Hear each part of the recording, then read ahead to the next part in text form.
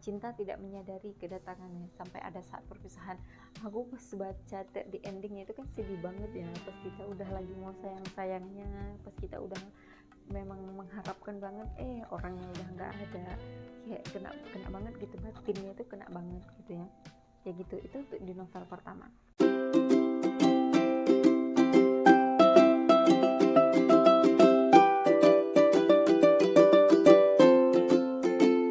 Halo semuanya, hari ini aku mau nge-review bukunya Kang Abib. Ini bukunya, judulnya itu Pudarnya Pesona Cleopatra dari Habibur Rahman El-Shirazi. Jadi ini diterbitkan oleh Republika. Jadi ini udah cetakan yang ke-28 di 2020. Aku nggak tahu di 2002 ini ada cetakannya lagi atau enggak. Tapi ini aku baca memang yang cetakan ke 2020. Jadi ini udah banyak banget dicetaknya mulai dari tahun 2015 sampai tahun 2020. Aku nggak tahu ya kalau 2020. Aku nggak tahu kalau 2022 ini ada atau enggak gitu.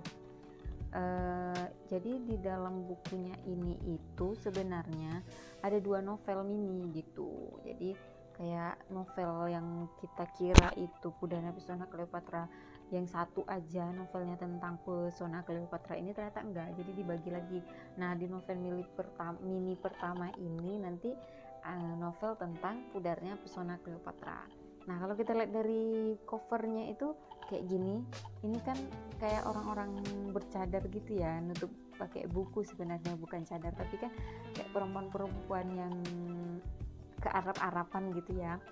Terus ini kan warnanya kayak coklat-coklat sama apa sih, kan warnanya itu kayak coklat gold, enggak gold juga sih, tapi kayak coklat-coklat gitu kan, kayak memang kayak Mesir banget. Dan ternyata benar di dalamnya itu enggak terlepas dari nuansa Mesir atau orang-orang yang baru pulang dari Mesir juga, tokoh-tokohnya gitu.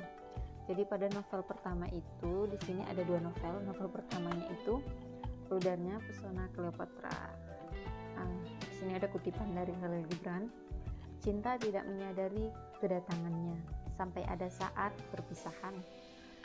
Jadi di novel mini pertamanya itu ceritanya itu ada seorang pria yang lulusan dari LC atau Mesir Kairo.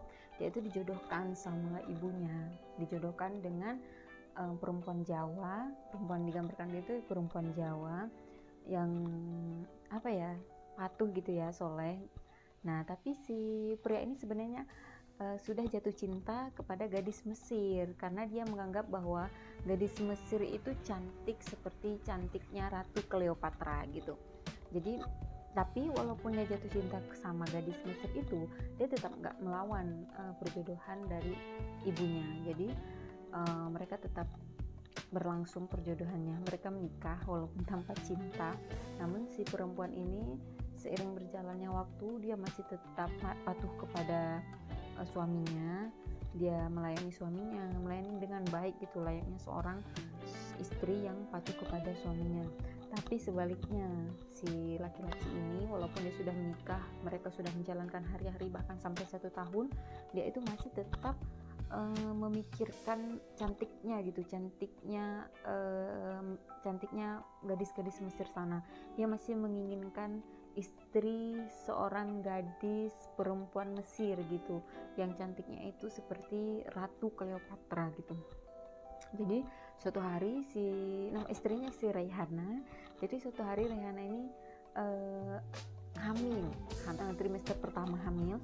Jadi dia minta izin kepada suaminya. Dia bilang mau pulang ke rumah orang tuanya sampai kandungan, sampai dia melahirkan. Singkat cerita, si suaminya ini suatu hari ngobrol dengan teman sejawatnya gitu. Teman sejawatnya ini ternyata punya istri seorang orang Mesir gitu kan. Jadi pas mereka lagi cerita-cerita itu ternyata temannya itu menyesal telah menikah dengan orang Mesir.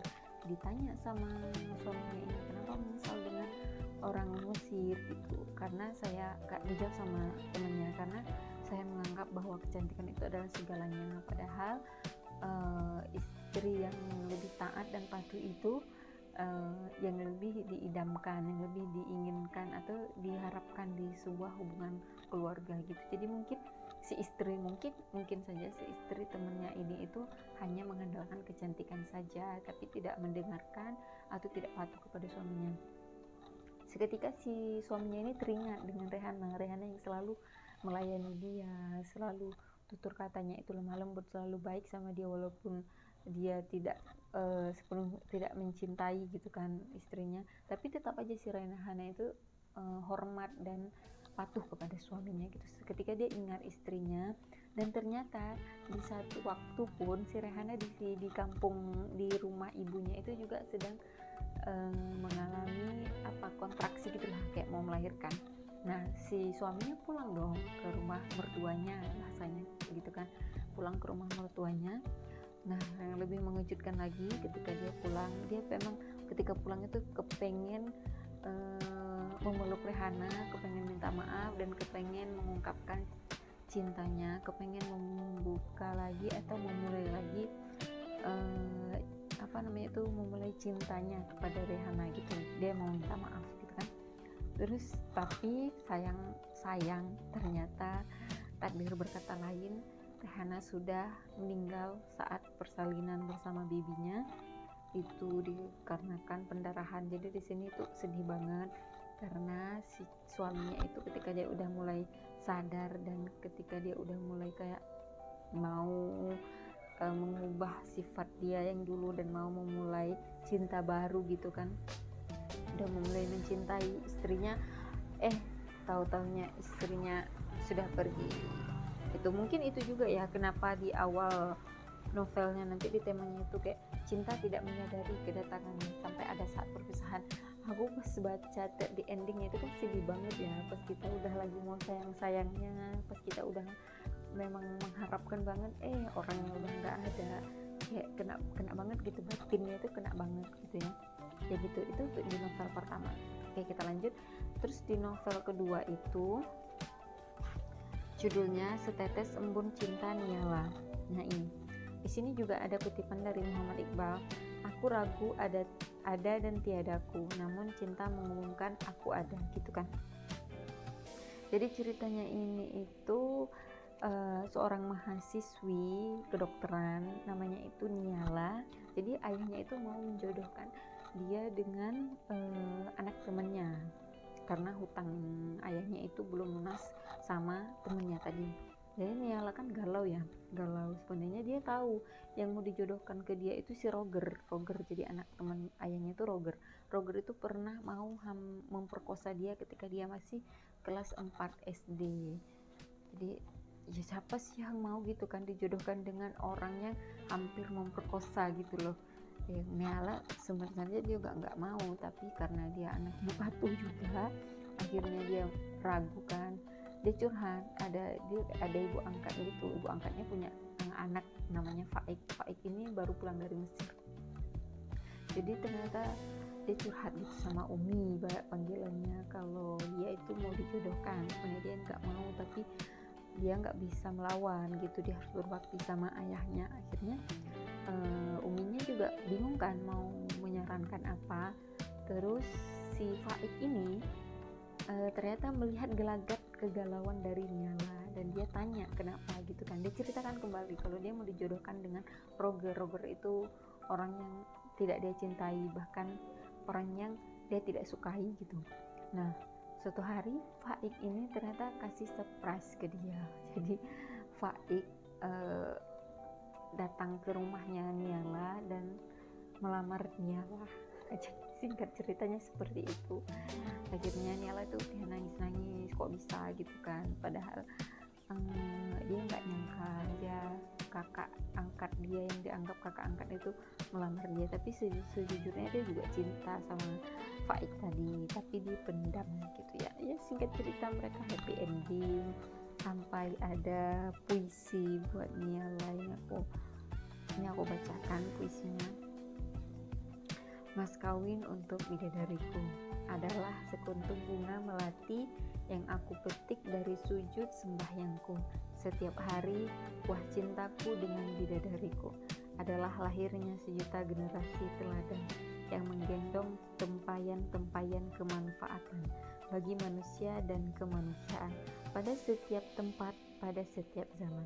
Mereka lahir demi kesetiaan sebuah pengabdian dalam abad-abad yang susah, abad-abad tidak mengenal Tuhan, abad-abad hilang naluri kemanusiaan, abad-abad berkuasa rezim-rezim kemungkaran, dan mereka tetap kekar dan setia, membela kebenaran dan keadilan.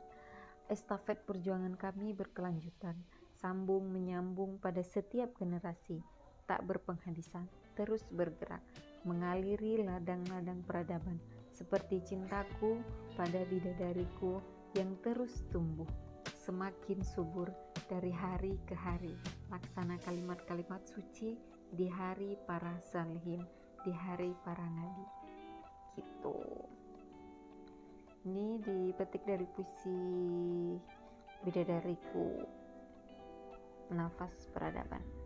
Oke, kesan aku baca buku ini itu ya, jadi baik di novel pertama dan novel keduanya itu tokohnya itu benar-benar perfectly menurut aku, baik si pria tadi lulusan Kairo atau si Nyala yang kedokteran itu kayak perfectnya itu dalam hal ini ya, kesolehan mereka, ketaatan mereka, kesabaran memang itu kayak benar-benar sabar banget gitu. Kalau mau dijodohkan ya udah taat gitu kan. Nah itu sih menurut aku kayak ada nggak sih manusia sekarang kayak gitu, masih mau dijodohkan bukan karena terpaksa ya, karena dia memang benar-benar pengen patuh dan taat sama orang tuanya itu. Apakah itu tergolong terpaksa? Aku nggak tahu, coba kalian komen di kolom komentar. Kalau kita patuh sama orang tua kita dan menerima perjodohan dengan alasan patuh bukan cinta, apakah itu juga dikategorikan dengan alasan terpaksa atau tidak? Kolom komentar ya. Cukup sekian review buku dari aku, review buku ini. Silakan baca. Kalau untuk santai-santai enak bacanya karena tipis, jadi mudah dibawa kemana-mana. Oke, selamat membaca.